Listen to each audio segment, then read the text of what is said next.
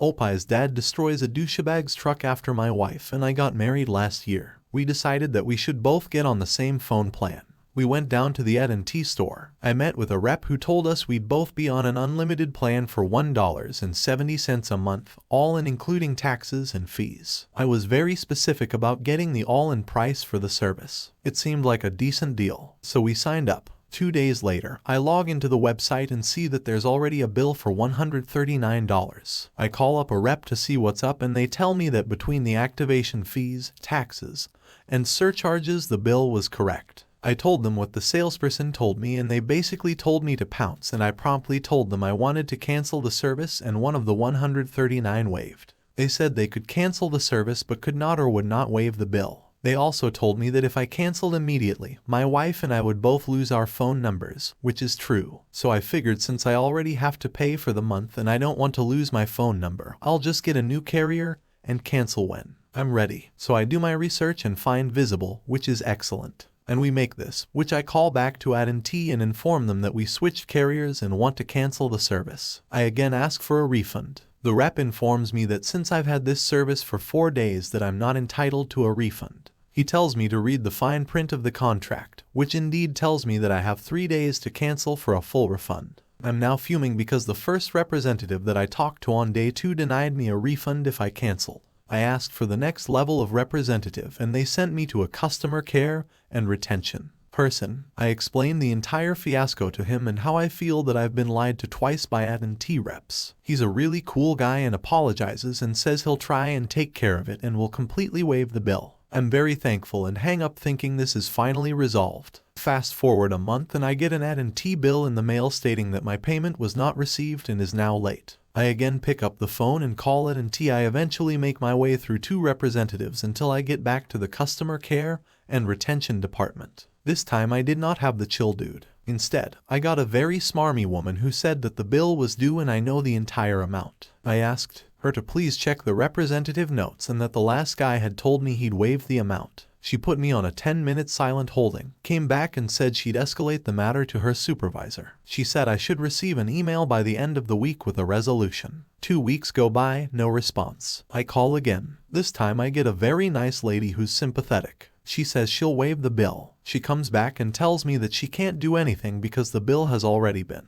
sent to collections. She said not to worry and that she'll send a letter to collections to have them waive that. I ask if this will go on my credit report and she says no, and that'll take care of it. 6 months later I get a letter in the mail from Sequim Asset Solutions out of Georgia trying to collect on the $1.13. I immediately send them a letter via certified mail, demanding that they verify the debt since it's obviously bad. I hear nothing for 2 months, and then I get an alert that I have a negative mark on my credit. I go in, and sure enough, Sequim has indicated that the amount is in collections. I immediately write letters to all 3 bureaus, requesting that they remove the mark. A month goes by, and every single one of the bureaus removes the mark. Thank God. Another 3 months go by and then I get a letter from Sunrise Credit Services in New York again, trying to collect on the debt. This is truly unbelievable because it appears that Sequim couldn't verify it. So instead of apologizing and waiving the debt, they sold it off to another collection agency. I send another certified letter to Sunrise demanding verification. I got nothing in reply. So far they have not attempted to put a mark on my credit. That's where this part of the story ends. Who knows what will happen next? I could file a lawsuit, but the filing fee alone would be more than the amount owed. Here's the thing, I'm not cash-strapped. I'm blessed enough that I could easily pay the $139 without making a dent in my budget. I've lost 5 times that amount in hours spent on the phone and writing letters, but I'm determined to go to the mat with AT&T on principle alone.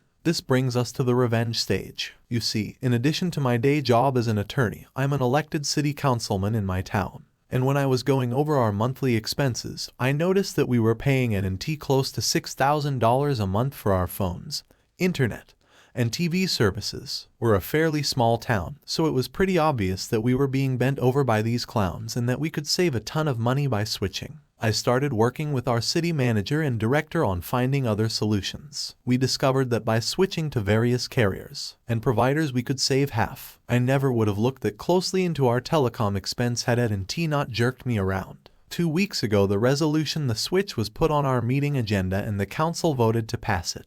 we decided to completely cut ties with AT&T. Our city is saving a ton of money, getting better service, and with the money we saved from switching, we were able to hire another part-time animal shelter employee, which we desperately needed. I highly doubt our city would have considered switching if I didn't make such a stink about it. AT&T will end up losing hundreds of thousands of dollars over the coming years because of this. I hope it was worth it. AT&T. Our next Reddit posts from a certain technician. So way back in the 90s, my family lived in a log cabin on 10 acres of land in a rural area, 10 minutes or so out of town. It wasn't totally the sticks, but you could definitely hear banjo music in the background sometimes. At the end of our nearly quarter-mile long driveway was one of those roads that was also technically a state highway. In the AM, I trudged down to wait for the bus. When I got home, I grabbed the mail and carried it back until one Monday morning when I went out and noticed the mailbox was gone. On closer inspection, it looked like it had just been ripped out of the ground. Dad was obviously not pleased. He went to talk with a county sheriff who happened to live a mile down the road. Turned out it had been happening up and down the road for months. Someone was tossing a chain over the mailboxes and yanking them out with their vehicle. He suspected a guy down the road with his great big lifted four-wheel truck, but couldn't prove anything. It usually happened on Saturday and Sunday nights, with most people finding out in the morning. Also, it seemed that the nicer the mailbox, the bigger the target, and many had been hit multiple times. People had tried digging deeper, using more durable wood, etc. The guy just took it as a challenge and ripped them out again. The ground was soft and sandy and his truck was a monster. Well, my dad said challenge effing accepted. A bit about my father. He's a steel worker with an engineering background and graduate degree. Built like a bear with forearms the size of my friggin' legs. Most people looking at him would never think that this monster of a man is also brilliant. But he is the calm, cool type that never, almost never, loses his temper. But wrong him and God help you. So Dad goes to Lovey's and buys the fanciest, prettiest mailbox they sell. He then proceeds to install on top of an 8 feet long cylinder of 3 feet diameter hardened tools, steel. But he wasn't done there. After digging down with post holders and dropping it in, he then filled it in with quick-set concrete to really sell it. He then used strips of half-inch wood to cover the steel core of his now indestructible mailbox of doom. He then primed and painted them so it looks like a standard 4-inch post, and he even had my mom decorated with flowers and such. He wanted it to be as tempting of a target as possible. It didn't even take a week. I went out for school in the morning and found the mailboxer right where it should be. Attached to it was 30 feet of chain and an entire hitch assembly ripped right off the truck's frame, sheared the bolts. It was marvelous to behold. This year it gets called over and dies laughing. When he sees it, he went to the house of the guy that was suspected and sure enough, verified the damage to his truck matched. Fun fact, screwing with a mailbox is a federal crime. As in, you go to a federal prison, not those cushy state places. Dad was unofficially rewarded by the sheriff's department with a few cases of beer and some venison. And after that, every deputy in town would flash him a thumbs up whenever they saw him. In the comments, we have this story from Greg Gruber. In my town, buttheads would hit the mailbox with baseball bats while driving down the road. My neighbor filled his with concrete and waited. That night while we sat on the porch, here comes the local morons and lambs screech and crash. The driver hit the mailbox and when the bat came back on him, it knocked the steering wheels out of his hands and he crashed into a tree destroying his mom's car. Whoops. 2 days later, we see him riding past on a skateboard with his arm in a cast. And there's yet another story from mistakes were made here. My grandpa did something similar from stories he told me. Him and his wife just moved into a neighborhood in the 60 seconds and quickly settled in and got to know their neighbors well. One day their mailbox got the axe and was plowed over with tire tracks and all. Being the carpenter he is, he built one out of a dense woods, sunk 10 feet down and hollowed to put a cast iron pipe inside filled with a concrete. Then he decorated it with little shrubs and tacked on cypress planes to give it a flimsy facade. A few days passed and one night at 6 a.m., a loud bam, followed by a screeching metal and a teenager cursing at the sky,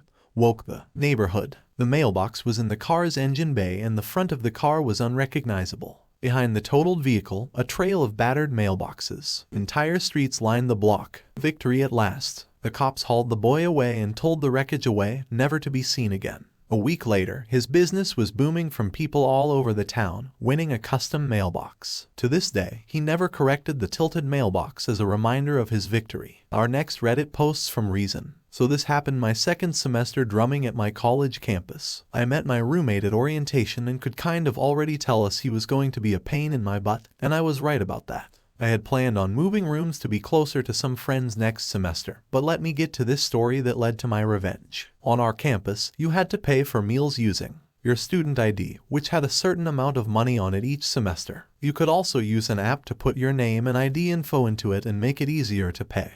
But the name and ID had to match for it to work, which will be important later. Any funds from the fall semester would roll over into the spring, but then at the end of spring it would just expire. Because of this, and because I only ate once or twice a day, I had a ton saved up on my card. My roommate, on the other hand, did not. So I offered to pay for some of her meals from time to time in exchange for her picking up food for us, which involved her using my card twice in person, and then she'd return it. Then one day I noticed on my app that my card was being charged even when I was not ordering food and not just a meal like a meal for several people. This meant that whoever was ordering either had to have stolen my ID card, which I had in my pocket when I got the charge, or was in person, my info on the app, which are both the big no-nos on my campus. I was quick to put 2 and 2 together and was pretty pissed. I was initially going to confront her about it, but decided to formulate a plan instead. That day I went and ordered a second ID card for $25 to use for later, since it took a couple of weeks to get the new one. I let her charge several things to my card over a good 2 weeks for her and her friends, and she wasn't very good at hiding it either, since they would come to our dorm and eat. Meanwhile, I just screenshot and sent emails to the support team on the app about the charges, knowing nothing would get done until I contacted someone in person. And one day, it got even better, as you can buy groceries with the card off campus as well. She decided to pay for alcohol with my card, which doesn't get pinged as an issue on my card due to me being over 21. But she was only 19. I'm not sure how she got it, but it was just the thing to finally act on my plan. I put my best sad face on and contacted the head of campus living and hid in my dorm room about the charges on my account. I dropped some hints that it could be my roommate and mentioned I got a new ID and asked what I should do. I was told to order a new card, and once I got it, to deactivate my current ID and use a new one for purchases. Now, I would also need to make my old ID have a balance of $0 and also to ping me if someone uses it to buy anything. They also told me they would be visiting my dorm to discuss the issue with my roommate. I accepted that and waited. They sent the confirmation email that they would be visiting, and I just decided to add more fuel to the fire. My roommate was groaning about not having the funds for food in front of me in our dorm. I told her I really couldn't help her as I was running low on funds, and she just kind of laughed it off and left the room to probably go use my old ID. I deactivated my first card right after she left, and surprise, surprise, she used my info to pay, except when she tried to pay for her and her friends. This time, it was declined, and it pinged that my ID was used. Campus security was called, and she was escorted back to our dorm. Pretty much perfect timing for our meeting with campus living. She was horrified when they came to the dorm to talk and looked for stuff on her phone. Still logged into the app was my ID information and name, and in her dorm closet was a half-full bottle of cheap vodka, and on my phone was a screenshot of said unauthorized vodka purchase. In the end, she was forced to pay me back all the funds she used in cash. She was reported for underage drinking, which automatically suspends you from campus living for at least a year, and would have on her record that she performed identity theft, which I also could have charged her for out of school. In the end, I got to have my own dorm for the remainder of that semester, and even part of the semester after, because it wasn't made as an available room for new dormers. I did get all my money back from her parents, who were so embarrassed and apologized profusely. And when she did eventually come back to campus, no one wanted to dorm with her because they knew she had stolen her roommate's ID.